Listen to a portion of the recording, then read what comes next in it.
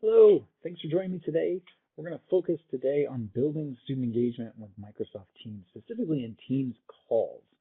So my name is Nathan Wells. Thanks for joining me. I'm the Senior Manager of Customer Engagement with i2e. i2e is an education consultancy company. For your purposes, our focus around the U.S. and really the world is on professional development. And we're a Microsoft Global Training Partner, but we also work with ed tech companies for lots of other things with working with schools and how that can be successful. You can follow us. You can find out more. My Twitter handle is @edtechwells. You can also find me on Facebook and i2e.edu, same thing. Microsoft EDU is a super active social channel. Be sure to check them out, learn more, and see what else there is out there.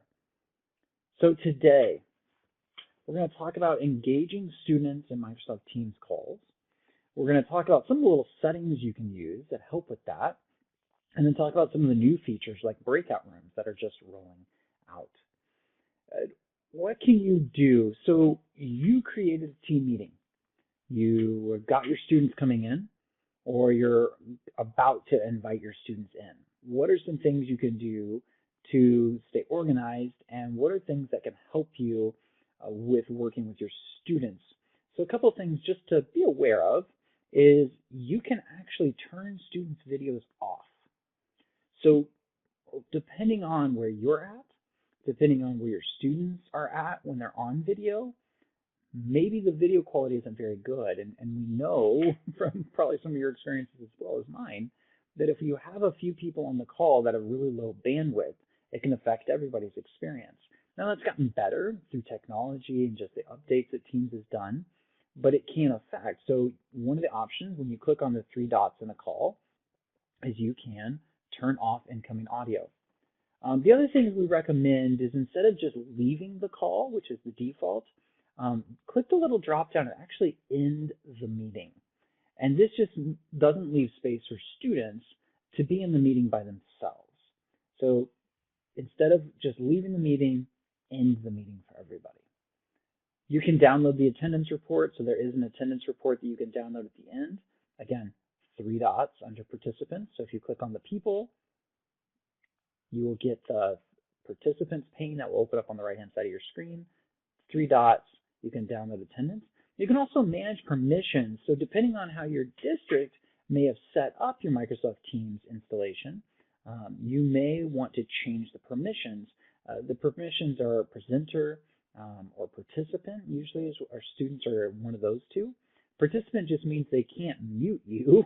They can't necessarily share their screen unless you give them permission. So these are things to remember. And then you have the option at the top to not allow attendees to unmute. There is a link where you can copy that and maybe put it in an email if you need to invite somebody else into the call. You can lower somebody's hand. So one of the nice features is you have these hand raise feature built into the team. Everybody can use that. And it's great for having students wait their turn, or maybe you're just wanting to see everybody, everybody raise your hand that was able to read page 95.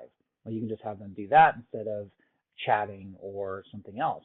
But you may have those that haven't lowered their hands and it's just sitting there. And so you may not know if they actually need a question or need some help. So you actually can click on that and you can lower their hand. You can also mute individuals or everybody. You can change, I already talked about the roles under manage permissions. So a couple of things just to start off is how can you kind of set up your meeting for success? How can you work with students? And I will mention too, as I say that, there are more options in the app. So if you're using Microsoft Teams in the web, which it does work great for the participants specifically, but for you as the teacher, as the facilitator, as the one running the meeting, you're going to have a few extra options when you're in the app. One of them is applying background effects. So I'll show you some examples of that in a second. You can turn on live captions. You can start the recording here if you're the organizer. Large view, together mode, those are specifically in the app. I also mentioned the leave. So this is what it actually looks like now. So you can click leave and you leave the meeting. But the drop down is where you can actually click on end meeting. So nobody else will be hanging out in there. Now, I do want to mention live captions is a huge advantage, but students do need to turn that on themselves as well. It's great to show them how to get to that option and how they can turn on captions so they can be seeing the captions themselves. It can be really helpful for them to catch things they may have missed. They may be able to not hear one of their peers. And so if captions are turned on, it'll actually say who's speaking and then what they said, and it'll actually show that across the bottom of the screen. So it's good for them to be able to hear other students, because sometimes other students may not have their mics in the correct place, or especially with little guys, sometimes they're turned the wrong way, and the captions may be able to pick up something that their ears couldn't. So that's really helpful. And it also is just good for accessibility. It's a good feature just to use by default so that students, whether they really do need it to be successful, or those students that might just benefit from it, it helps to have those captions as an option, let students know about them, so you're not calling out a student, or a student doesn't have to ask for where that is. You're just providing it so that any student that could benefit from it has that option. Now let's talk about background effects. Custom backgrounds are really easy to create. Now, there's some fun ones already built into Microsoft Teams, and they've come out with new ones lately. So you can use just the basic blur. You can add in some of these other fun backgrounds. There's one or two that look like a classroom setting if you're not in your classroom. So those are great. But what I really want to encourage you is think about adding a new one. And this means you're going to upload a picture from your computer is what add new means. Now I have gone in, you can see a couple of examples here in my list of some different custom backgrounds I've created. Now there's a free app called Canva, C-A-N-V-A, that you can go to and use their free version. They have a paid version, but just in their free version, you can download and add some custom backgrounds. And they go in and you can choose virtual backgrounds and you can change the words, but it's already got the default. That's what this chalkboard one is right here, is I downloaded that one from Canva. And I went in and added specific things next to the checklist.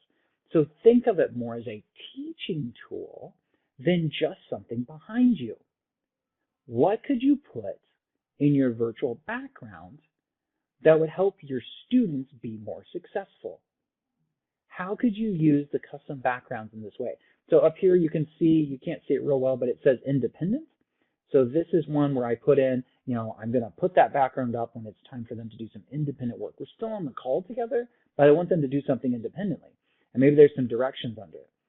I have this next step ones where there's a checklist. So maybe this is at the end of our session. And I say, here, I'm going to explain what your next steps are, but they also have it on the screen. So it's also a visual reminder where they can read through it. They can hear that, me saying it, but then they can also see it.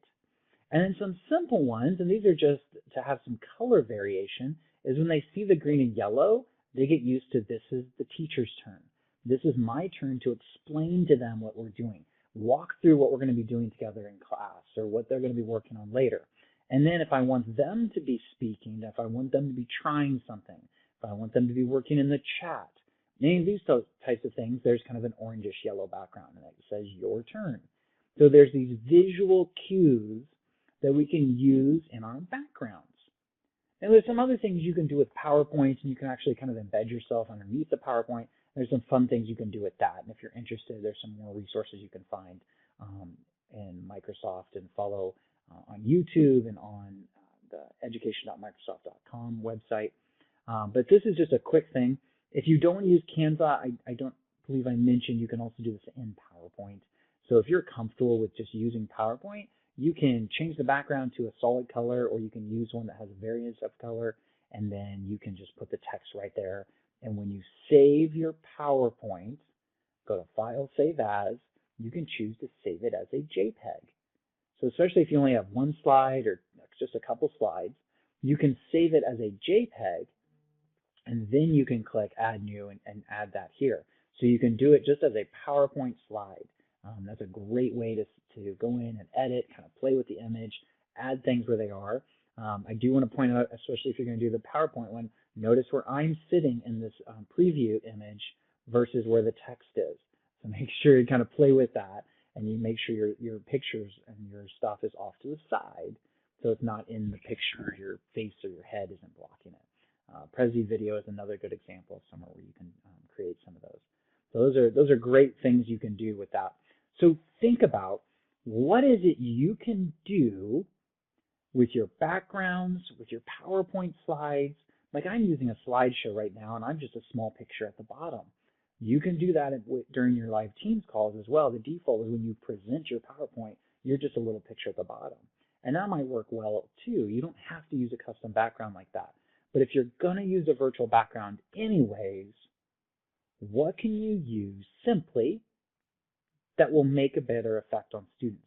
I like the idea of the color variation. So the green is the teacher's turn, the orangish red is student's turn.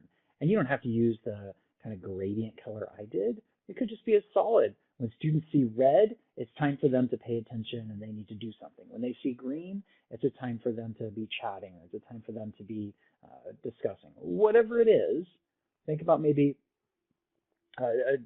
tools you used in your own classroom already, or that students have seen before. How can you use that with your virtual background?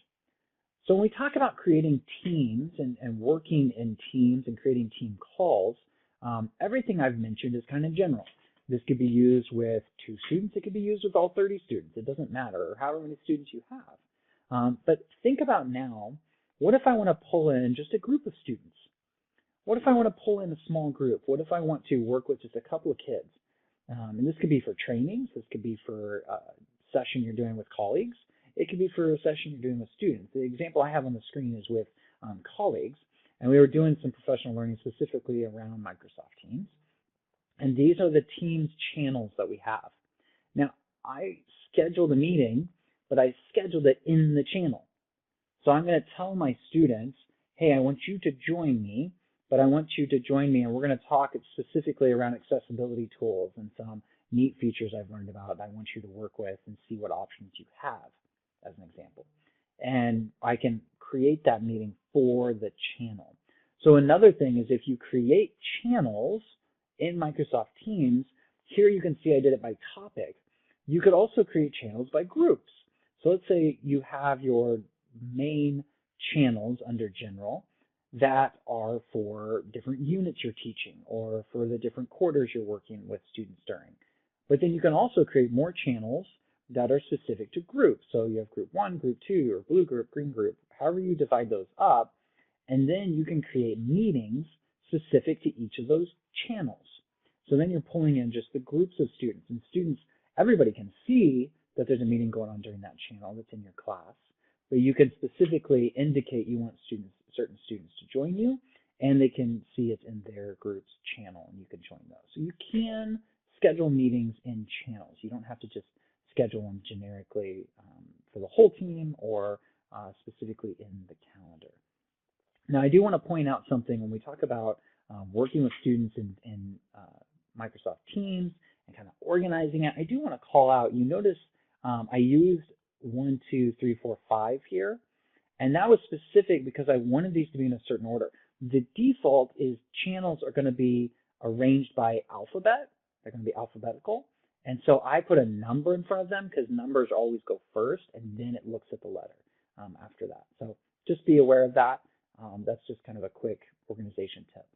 So let's say we've worked with some students. We've got them in our Teams call. We're working together in Microsoft Teams. I'm trying to work with them, but I want to get their attention. I want them to give me some feedback on what we've been discussing, and I want to make sure they're focused on what we're doing. Well, one way we can do that live during a Teams call is using Microsoft Forms. So especially if you create the form ahead of time, maybe it's just 2, 3 questions, maybe it's 5 questions, but it's not very long. During a call, we can click on the chat icon, click the 3 dots under where I'm going to type a message, and find an app. I'm going to type in Forms. And it will open up Microsoft Forms, and it'll give me an option to choose a form I've already created or create a new one on the fly. So you could do it on the fly, but it does take a couple clicks. So maybe if you've got students doing something individually, independently, you could create one on the fly, but it's nice to have some already created if you're going to plan to use it. So you have these apps that you can use right in the chat. The Praise app is another really good one where you're sending out like shout outs, man, you guys are just doing an awesome job today, being kind to each other, sharing great ideas, working together. You can use the Praise app. It pops up a nice little card in the chat that's kind of cute and fun. It's like a badge. It says great collaboration or whatever you might put in there. But the forms is a nice one. Now, forms you can also embed just a Microsoft Teams in general. So if you want to use just a channel, so you want students to see that when they go to their group's channel or they go to the general channel, they're just logging in for the first time today, you can do the same thing. You can go to type a message in the channel, click the three dots, click forms, and you can put a form right in the channel. Now, one of the options that I really like about that is in the channel especially, you can do it in the chat as well, is you can have it like, let's say it's just a one question as an example, and you're asking what everybody's preference is of something or experience is with something, and then you can, one of the choices when you create that is for them to see the results. So you could create a quick form and have everybody see those results immediately. So then students get to see each other's responses, and they don't see who said them, but they get to see a nice little graph of how many said which choice, especially in a multiple choice option. It's kind of a fun, quick little graph. So that's a great way to do that. So during your meetings, during your Teams calls, what are some quick ways that you can work together, build in encouragement, collaboration, and that engagement? Well, one is try to think through the routines you would normally do.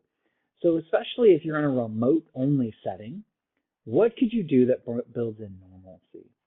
What are routines that you normally do with students or that students are used to on campus?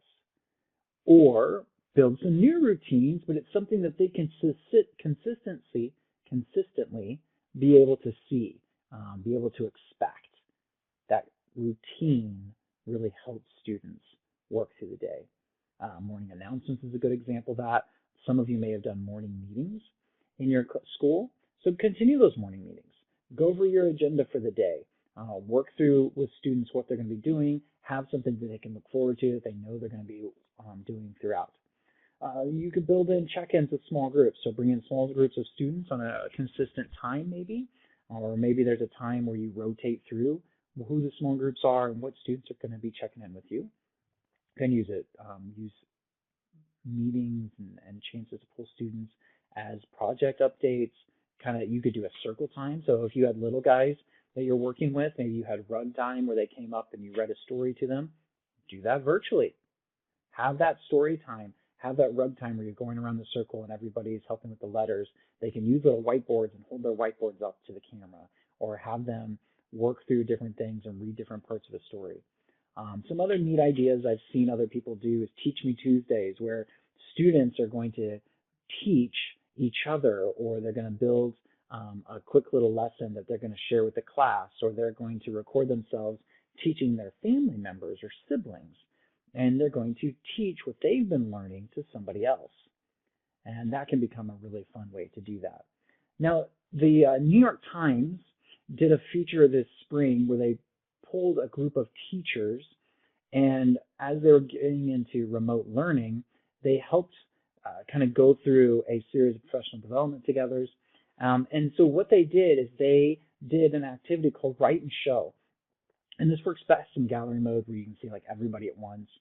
Have students use a piece of paper or a whiteboard, something they can write really big and write it really easily so everybody can see it. You can see the fun screenshot here. This is the one-word reflection activity.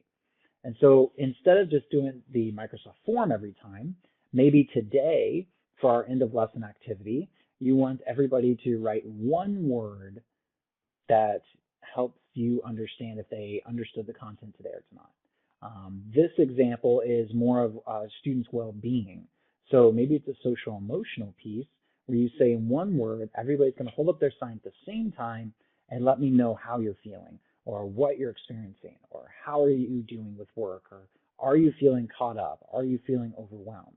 And so this could be a fun, engaging exit ticket, and it helps them to be seen. Everybody can be heard at the same time, visually heard, because it's just a word they're writing, and it mixes it up.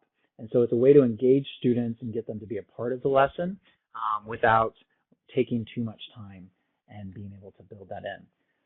So I want to take a second and make sure everybody can think through what can you do to engage students? How can you bring them in and think about how you're getting students to participate in your lessons. I love whiteboards and pieces of paper.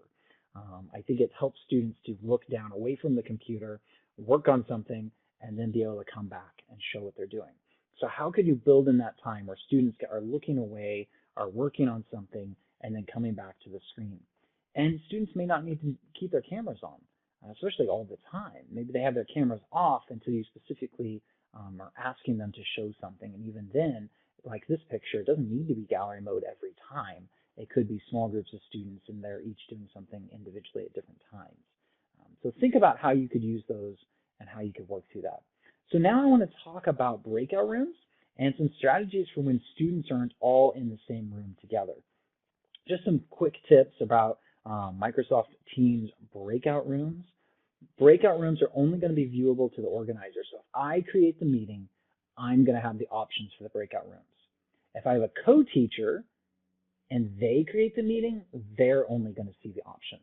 So just remember that. Whoever's the organizer of the team meeting is who's going to be able to have all the breakout room options, who's going to be able to send out announcements to all the team breakout rooms, who's going to be able to jump in and out of those. Only the organizer can do that. So what does this look like? So in Microsoft Teams, when you're in a call, you'll see this little icon up across the board now that's new, maybe new for you. This is the symbol for breakout rooms. It's right next to the chat icon.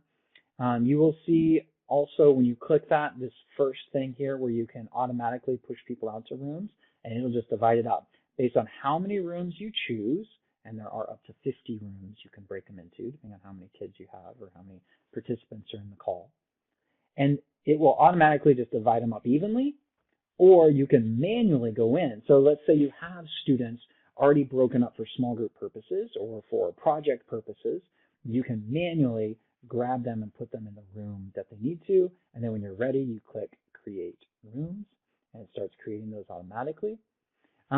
Inside the breakout rooms, you can see over here, when I click Assign Participants, it's going to give me a pop-up of all my list of all my participants, and then I can choose which room I want them to go into.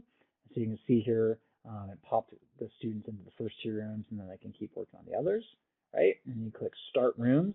This is close rooms because they've already started. You see when it says open, that means those two rooms already have students in them. So I'm not going to start new rooms, but I can add people to rooms as they come. Or if I'm all done, I can click Close Rooms, and we can be all done with the breakout rooms. So breakout rooms, just real quick, you can see kind of what it looks like. This is the notification that students will see at the top of their screen. So as you're pushing them out to the breakout rooms, it will give them this little warning and countdown. And when you click Close Rooms, they'll get a similar message that says that the room is closing and they will go back to the main room. And that, again, it'll count down to 10 seconds and bring them back.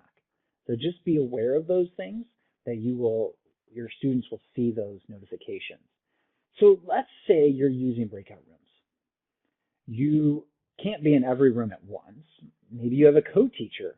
Well, only the organizer can jump between them. So maybe the co-teacher's in room 4, but you still need to worry about rooms 1, 2, 3, 5, 6, 7, depending on how many rooms you have.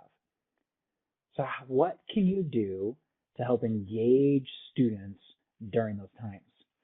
Well, I'm going to offer a couple of suggestions around activities that students can do. One is called the 5-word summary. And I will give Doug Fisher, if you're not familiar with him, he's written a number of books, credit for this one. The 5-word summary, the idea is to get them talking. One of the things I've noticed, especially with our tweens and early teens, is you put them in a room with their peers and no teacher, they're going to find something else to do. So how do we make them talk? How do we get them talking about things? How do we get them engaged in the content? So the 5-word summary, the idea is that they've read something, they've learned something new, they've watched a video, and now they need to create a summary of what they just learned. So we're going to force them to think of only 5 words, or for some of our kids, it's to come up with at least, or come up with 5 words. Maybe they would only give you 2. And then they have to agree as a group. So if you got 4 people in there, 4 people can come up with 5 different words. That's 20 words. They need to narrow it down to 5. Okay, so 5 words only. Then you, as the organizer, are going to switch the rooms, and they're going to now have different partners they work with. It may be 2 of the same, go from the first group to the second group, but they're going to have new partners, and they still need to go down one more time through and negotiate and come up with only 5 words.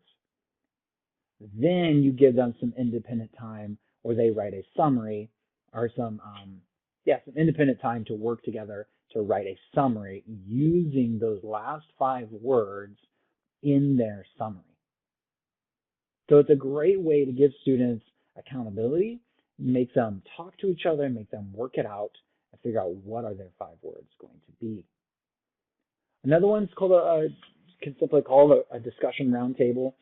This one, a suggestion would be to have them use a piece of paper. So they're going to use a piece of paper, and you fold it hamburger and then hot dog, if you know those, if you're familiar with those terms. Otherwise, just fold it in half once, fold it in half again, and you open it up, and you have 4 squares on the paper. Draw a square or a circle in the middle, and the students, if there's 4 kids in the breakout room, that's what this is designed for. Your student number 1, let's say, their job is to write their own reflection in the first one. So what are they responsible for? So let's say it's a jigsaw. So I read paragraph 1, so I'm going to write in the top left my review, my summary of paragraph 1 that I'm going to share.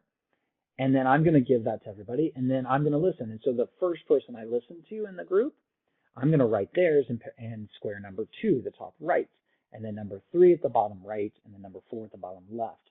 And then at the end, I go through and I summarize in that middle from what I heard everybody said. All of my learning, I summarize in the middle one. I can hold it up to the camera and take a picture, or just hold it up for the teacher to see. So I have accountability for what was discussed, that accountable for my learning and listening to my peers, and everybody getting a turn to share what they learned or what they're supposed to be doing in the breakout room. And my learning depends on the rest of the group following through with what they did. So there's some peer accountability, and there's that individual accountability to the teacher. So I really like the discussion roundtable, and this is not unique to virtual learning. This is a strategy that's been around for a long time. We would use small groups with students just sitting at tables or pulling their desks together just to make sure everybody had a chance to share and everybody was accountable for their learning. But it works really great in breakout rooms for that accountability as well. Great ways to encourage our students. So some quick classroom management tips. Always meet and greet students, even if they need to mute and turn off their cameras, which is helpful. Make sure that students are attendees so they don't accidentally or intentionally mute you. Remember, students' attention span is shorter. Things take longer in virtual learning.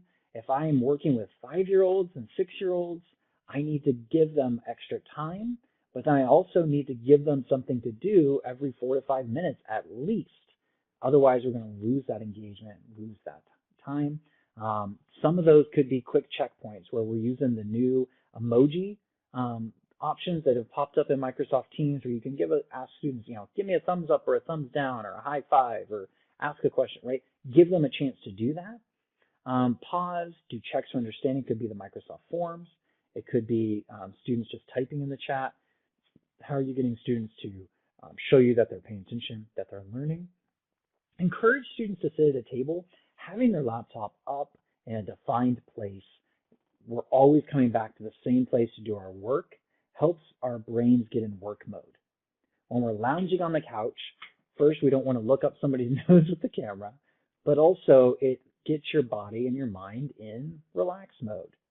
Encourage students to have a set place they work. And I know for some families that's harder than others, but most students can find a table, find a chair that they set the laptop in, and they sit in a different chair, something to have it where it's stable, it's set, it's a defined workspace. Make sure that you give students some breaks and help students to be able to have time with you. Choose to end meeting completely at the end of the call. The caveat there I would give is if you have students, you notice all your students are leaving and you have a student hanging out, don't end the meeting without checking on them. Is there something, reason that student is hanging out? Maybe they're just waiting and they're just haven't hit end, but maybe they need you for a minute. I would encourage you to check on that student or students before hitting end meeting. We know we're time constrained, so we've got to get from one class to the next, but we've got to remember to check in on our kids. All right, things to try out. build community, create your virtual background with cues, create a poll using Microsoft Forms, use channels for special interest groups, for clubs, for having students have a special place that they can go and just share about what they enjoy, things that they've been doing, right? That's another great engagement strategy. Use breakout rooms, not just for structured times, but for fun times as well. All of these things kind of help build engagement and community in your Teams calls. For more about Microsoft Teams, check out the education.microsoft.com, the Education Center.